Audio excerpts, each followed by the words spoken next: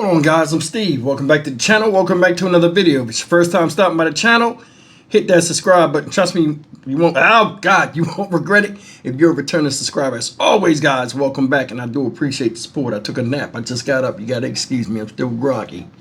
But I did a story this past weekend, man. A horrific story out of Louisville, Kentucky, man. Shout out Louisville, Kentucky. And it's about this guy right here. This dude right here is one of the stupidest people I've seen in a while. And it's been a lot of stupid people I've seen.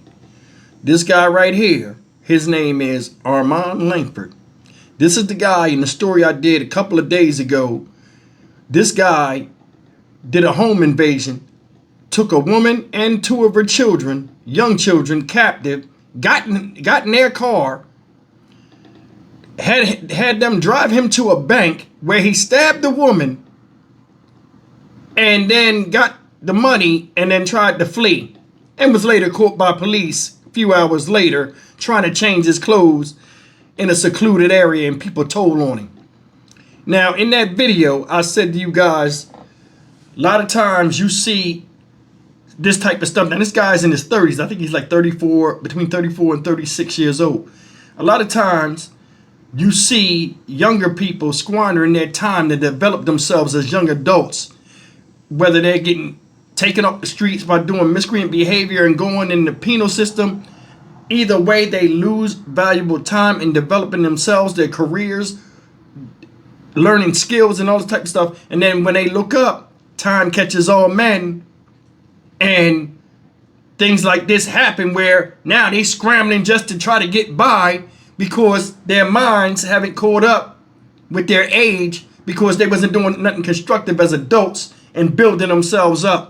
You're going to see a lot of that. It's going to keep continuing, especially with a lot of young people, not all, a lot of young people out here now dealing with, a lot of issues in which they follow behind each other, get caught up doing dumb stuff, and get sent right to jail.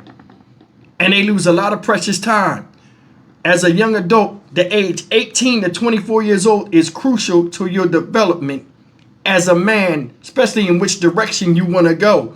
Believe it or not, when you're young, from age 0 to like 8 or 9, you know what I'm saying? You in that socialization phase. Then you go through another phase when you're in middle school and elementary school, middle school and high school, and dealing with a lot of social issues like, bullying or like popularity, and you hone yourself for who you're going to be. Then when you turn 18, you go out in deep water, aka the adult world. It's another type of training. You know what I'm saying? And a lot of people, this is when they drown. It's either sink or swim. And a lot of people will grab onto anything and do anything to keep their head above water, because they was never really listening to the lessons of how to swim out there in the open ocean per se. Take a look at the story. We'll go back to the story, and then we'll show his arraignment in court today, and listen to the details they say in the courtroom and how his stupid ass stands there and looks stupid while they say this stuff. Take a look and then leave me a comment at the end. Police have a man in custody tonight who they believe abducted a family and used them to rob a bank. That suspect was arrested on Shelbyville Road under the Waterson. That's just down the road from the PNC Bank, where this all unfolded about 9:30 this morning. WLKY's Addie Miners just spoke with the victim's husband. She's live in St. Matthews with the late-breaking developments. Addie? Jennifer, I just want to give you a point from where we are. We're standing in the Best Buy parking lot. Shelbyville Road is to my left, and behind me here, underneath the Waterson Expressway, that is where they found the man around 4 o'clock this afternoon. Now, a citizen is actually the one who called in a report that they spotted a suspicious man on Columbia Avenue and Harris Place. That's just on the other side of the Waterson. St. Matthews, Linden, and LMPD officers responded. And when a Linden police officer made eye contact with the suspect, that's when the man tried to run away. Now, police found him hiding in a brushed area under the Waterson Expressway overpass, and when they moved in on him, police say he willingly surrendered and was then checked out by EMS. Now, just after talking with St. Matthews Police, as you were just saying, the husband of the woman that was abducted spoke with us, detailing the horrifying moments when his wife and children were abducted. He opened the back door and told them to get in the car. That was what it is. It got them in the car. They drove to the bank. He held a knife at her the whole time. He was telling her to drive faster. She was saying, I have to go the speed limit. Please don't hurt me. Please do not do anything to my children. Please don't hurt me. And he was, obviously very scared. She said he was very scared, which just kind of makes it more scary for her too, because that's when people do things that they don't understand. So he is, at that point, gets them to the bank, gets to the teller. She asked if he wanted to go to the ATM. He said no, go to the drive-through. Went to the drive-through. And she was inside, or the teller inside, she was trying to word to them to help her. And then what ended up happening after that is he pulled up with her. He was in the back seat and she was in the driver's seat. And he had the knife to her. And he told the teller, if you don't give me $20,000, I'm going to kill her. And that's when the tellers, thank God for the people at PNC. They're just great people all around. They've done great. They've checked on us after the fact. They took care of my kids when they had to rush her to the hospital before I got in there. And so they had brought the money out and they laid it on the ground for him. And at that point, he grabbed it and he took off. Now, the husband did tell us that his wife is doing okay. She is recovering in the hospital right now, and her 2 kids are also okay. Now, something interesting to note, when police did close on this man in this area here, they did not find any weapon on him, but they did say they did find a little bit of cash that was laying there left at the scene. Now, earlier today, I spoke with several neighbors as this hours-long manhunt continued, and they told me they were terrified that this happened in their neighborhood and in their area, seeing so many police searching. But at the end of the day, it was a collaboration, is what St. Matthews police officer told us, between multiple agencies. They were able to bring this man into custody, and they say that the area is now safe. Jennifer.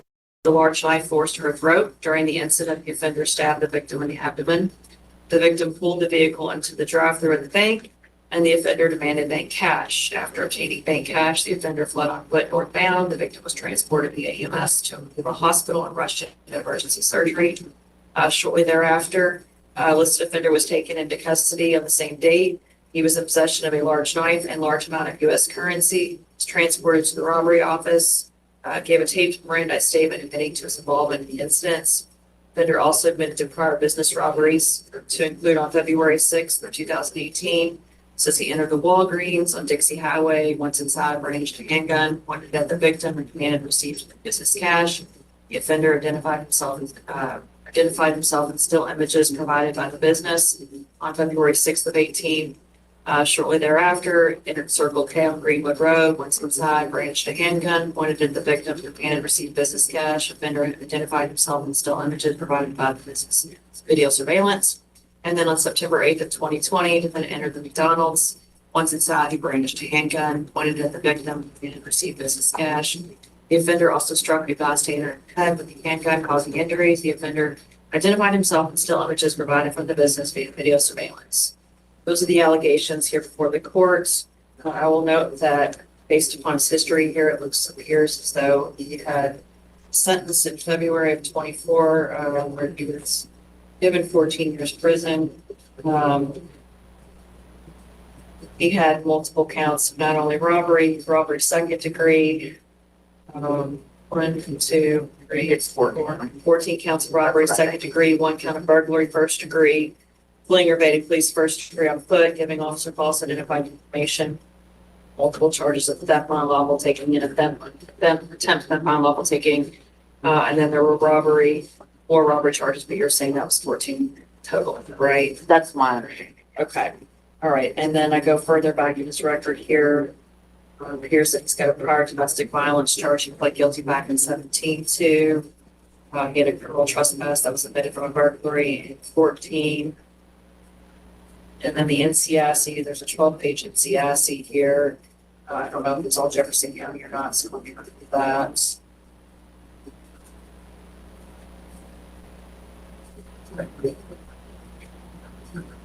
Appears to be Jefferson County.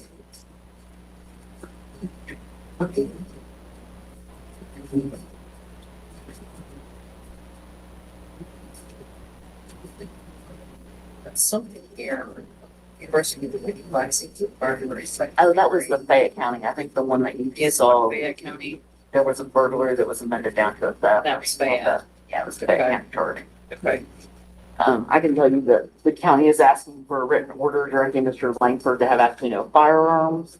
We're also asking for a written no contact order, and we no contact with the victim and the children and their residents, no contact with any locations of Walgreens, McDonald's, or Circle K, and no contact with the bank that is the place of violation on the most recent alleged robbery. And then we would also ask to include no weapons, also including knives.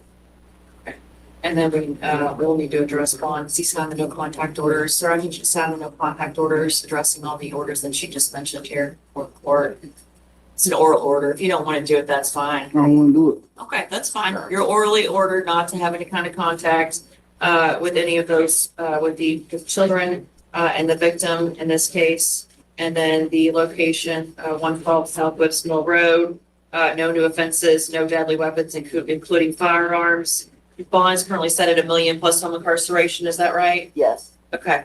Anything you would like to address, or do you want to put anything else on the record before the court makes the determination on bond? The county will note on the written orders that he refused to sign those, and noting that it is still the oral order of the court that he would have no weapons and follow all the no contact orders. Our position is that given his criminal history and his allegations, the bond of $1 million plus HIPF posted is completely appropriate and should not be changed. Right. You want to respond to that, ma'am? Only that $1 million bond judge for someone who's been deemed indigent by the court is tantamount to a denial of bail and a violation of his Eighth Amendment right. I do understand the court's position, but I just think $1 million is far too high to ensure secure Mr. Langford's return to court and protect the community. I think given the allegations, along with the record here, the fact that he was just recently sentenced back in February of 24 and is now reoffending, allegedly reoffending, the court's completely bond of $1 million for to add condition of incarceration. And then no contact, like I said, with the victim, the children, and the location, the alleged offense. We'll come back on August the 19th. That would be 9 o'clock in court 3030. Or 3:03 9 a.m. with the public defender. Thank you.